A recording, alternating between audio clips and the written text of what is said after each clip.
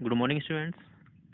आप जानते हैं हम पढ़ रहे हैं समकालीन भारत 2 जो कि सामाजिक विज्ञान में है कक्षा 10 और उसमें हम पढ़ रहे हैं भूगोल यानी समकालीन भारत 2 यानी भूगोल। इसमें हमारा चैप्टर चल रहा था जल संसाधन। उसमें हम जल के प्रकार पढ़ रहे थे, जल के स्रोत पढ़ रहे थे, जल के माध्यम पढ़ रहे थे। आज हम पढ़ेंगे दूसरा स्थलीय जल यानी स्थलीय जल कौन सा होता है। तो देखिए, धरातल अर्थात भूमि की सतह पर पाए जाने वाले जल को स्थलीय जल कहा जाता है। स्थल के जल मुख्यतः 3 रूपों में पाया जाता है। जो स्थल पर पाया जाने वाला जल है वो 3 रूपों में हमें देखने को मिल सकता है। जैसे सबसे पहला होता है हमारा वर्षा जल के रूप में, यानी जो स्थल पर ही हमें भरा हुआ देखने को मिलता है। तो सबसे पहला है वर्षा के जल के रूप में मिलेगा, दूसरा है नदी के जल के रूप में, और तीसरा है जलाशयों, तालाबों, झीलें, जो झीलें होती हैं, तालाब होते हैं, पोखर होते हैं, उनके रूप में देखने को हमें मिल सकता है। तो आइए हम इनके बारे में एक एक करके जानेंगे। सबसे पहला है हमारा वर्षा का जल। तो वर्षा के लिए डायग्राम भी देख रखा है, आप जान सकते हैं। अब वर्षा होती है, धरातल पर पानी भरता है, वो एकत्र होता है, तो उसको हम वर्षा का जल कहते हैं। अब देखिए, धरातल पर जो जल वर्षा के द्वारा प्राप्त होता है उसे वर्षा जल कहा जाता है।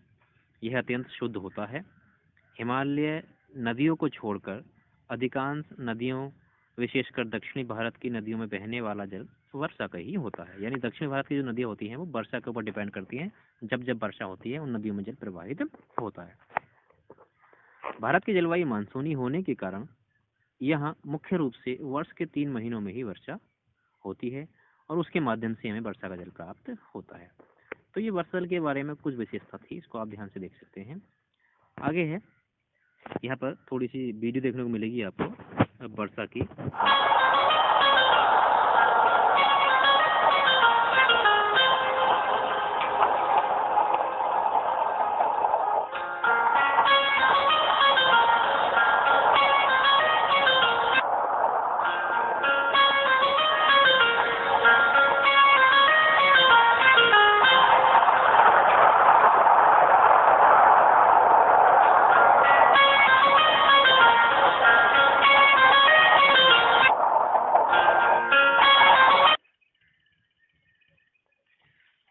तो अभी हमने वर्षा का एक छोटा सा वीडियो देखा जिसमें हम देख रहे हैं वर्षा हो रही है, सभी जगह हो रही है, तो उसका प्रभाव भी आप देख सकते थे। अब आगे हम बात करेंगे नदी के जल की। देखिए, धरातल के ऊपर तीव्र गति से बहते हुए जल के रूप को नदी कहते हैं। नदी कैसे कहते हैं? धरातल पर एक तीव्र गति से जलधारा के रूप में जल बहता है धरातल पर, उसे क्या कहते हैं? नदी कहते हैं। यह नदी किसी जल के स्रोत से निकलती हुई धरातल पर बहती हुई आगे बढ़ती है। यानी जो नदी है उसका भी कोई ना कोई स्रोत होता है जहाँ से वो नदी उत्पन्न होती है, उद्गम होती है, उसे कहते हैं। तो यह नदी किसी जल के स्रोत से निकलती हुई धरातल पर बहती हुई आगे बढ़ती है और सीधे समुद्र में जाकर के गिर जाती है। यूँ कहिएगा, नदी के उद्गम स्थान के बाद नदी समुद्र में जाकर के समाहित हो जाती है। भारत के प्राकृतिक संसाधनों में नदी का जल महत्वपूर्ण भूमिका निर्वाह करता है। किस प्रकार से करता है इसके बारे में आप जानेंगे। देखिए, भारत में प्रचुर मात्रा में नदियां तथा उनका जल उपलब्ध है, आप जानते हैं। नदियों में बांध बनाकर जल विद्युत उत्पादन किया जाता है। भारत की अधिकांश जनसंख्या का रोजगार कृषि से चलता है, जिसके लिए सिंचाई हेतु नदियों से नहर निकाली गई है। विभिन्न प्रकार के उद्योग जैसे ताप विद्युत संयंत्र, परमाणु ऊर्जा संयंत्र तथा अनेक उद्योग हेतु नदियों को जल की आवश्यकता होती है। भारत में गंगा, यमुना, ब्रह्मपुत्र, ताप्ती, नर्मदा, मांडवी, गंडक, गोदावरी, कृष्णा आदि नदियां आंतरिक जलमार्ग की सुविधा उपलब्ध करा रही हैं, जो परिवहन के लिए अति महत्वपूर्ण है। यानी जो नदियां हैं जिनके बारे में अभी हमने जिक्र किया, इन नदियों में परिवहन भी किया जाता है, जिससे हमें महत्वपूर्ण लाभ होता है। तो यहाँ पे हम देखेंगे नदी का प्रवाह, नदी का छोटा सा रूप।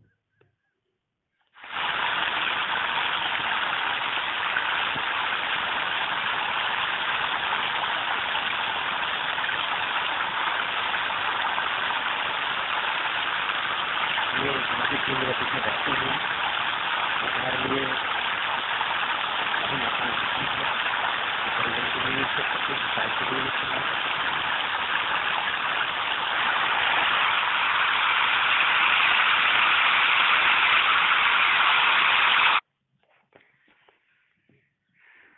अब हम जानेंगे तालाबों तथा झीलों के जल के बारे में। तो देखिए, भूमि के ऊपर पाए जाने वाले जल संसाधनों में तालाब भी प्रमुख साधन है। इनमें वर्षा का जल एकत्रित किया जाता है, जिससे वर्ष भर सिंचाई की जाती है। साथ ही बांध बनाकर जल विद्युत का उत्पादन किया जाता है। प्रायद्वीपीय पठार में तो तालाब ही सिंचाई के प्रमुख साधन हैं।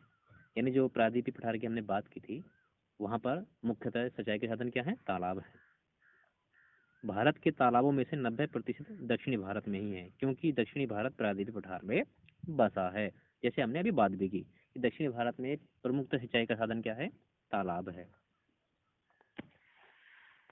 तो देखते हैं थोड़ा सा इसका प्रारूप आप देखते हैं। ग्रामेटिकल बेस पे आप देख सकते हैं तालाब होते हैं जिन्हें हम पोखरू भी कभी कभी कहते हैं, झीलें भी होती हैं।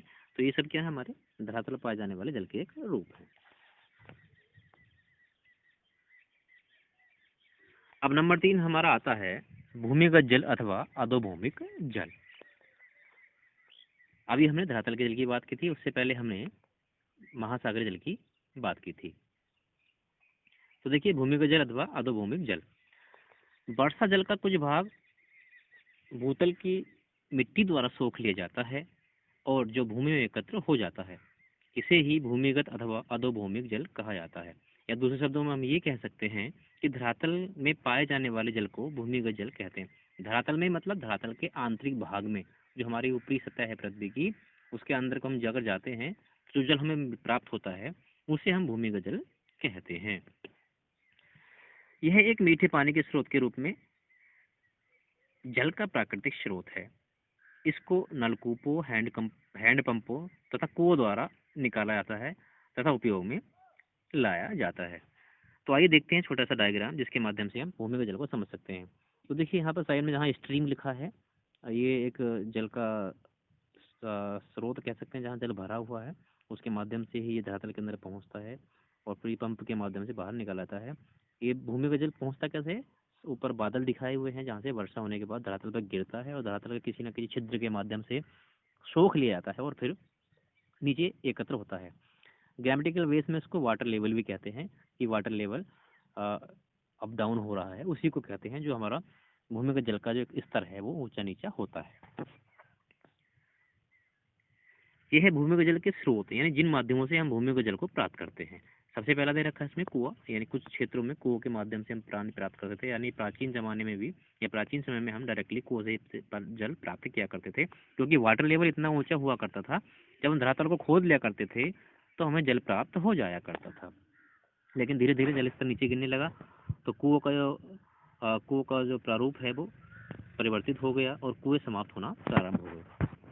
दूसरा हमारा है हैंडपंप, जो आज के समय में अभी देख सकते हैं नलकूप के माध्यम हैंडपंप के माध्यम से हम भूमिगत जल को प्राप्त करते हैं। और आगे इसका स्रोत एक और है, माध्यम है, आप देख सकते हैं समरसेबल, जिसको हम ट्यूबवेल कहते हैं। यानी समरसेबल के माध्यम से भी हम ये भूमिगत जल को प्राप्त करते हैं। मुख्यतः सिंचाई के लिए हम समरसेबल का इस्तेमाल करते हैं, जो स्पेशली भूमिगत जल पर ही निर्भर होता है, जहाँ पर हमारे धरातलीय जल के अन्य स्रोत नहीं पाए जाते। जैसे हम तालाब की बात कर सकते हैं या नदियों की बात कर सकते हैं। जहाँ पर ये स्रोत नहीं पाए जाते वहाँ पर हम धरातल के अंदर का जल यानी भूमिगत जल को हम प्राप्त करते हैं समरसेबल के माध्यम से। अब जल संबंधित आंकड़े हैं, एक बार हाईलाइट करेंगे। जो हमारे पूरे भारत की विश्व की हम जल की बात करते हैं उस पर हम थोड़े से हाईलाइट करेंगे उसके आंकड़ों के बारे में। देखिए, संयुक्त राष्ट्र विश्वविद्यालय विकास रिपोर्ट के अनुसार 2003 के अनुसार विश्व में जल के कुल आयतन का 96.5% महासागरों में पाया जाता है। और आप जानते हैं कि महासागरों में जल कैसा होता है? खारा होता है, पीने योग्य नहीं होता। यानी कि जितना भी जल पाया जाता है उसका 96.5% महासागरों में पाया जाता है। केवल 2.5% ही जल फ्रेश वाटर है, यानी पीने योग्य जल है। दूसरा आंकड़ा क्या कहता है? देखिए, विश्व में अलवणीय जल का 70% भाग अंटार्कटिका, यानी जो अलवणीय जल है जो पीने योग्य भी है, तो उसका 70% भाग अंटार्कटिका, ग्रीनलैंड और पर्वतीय क्षेत्रों में बर्फ की चादरों और हिमनदों के रूप में मिलता है। भारत में कुल नवीनीकरण योग्य जल संसाधन 1897 वर्ग किलोमीटर प्रति वर्ष अनुमानित है।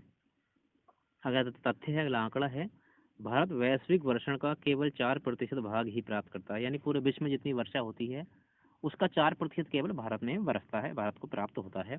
परंतु प्रति व्यक्ति प्रति वर्ष जल उपलब्धता के दृष्टिकोण के संदर्भ में विश्व में भारत का 133वां स्थान है।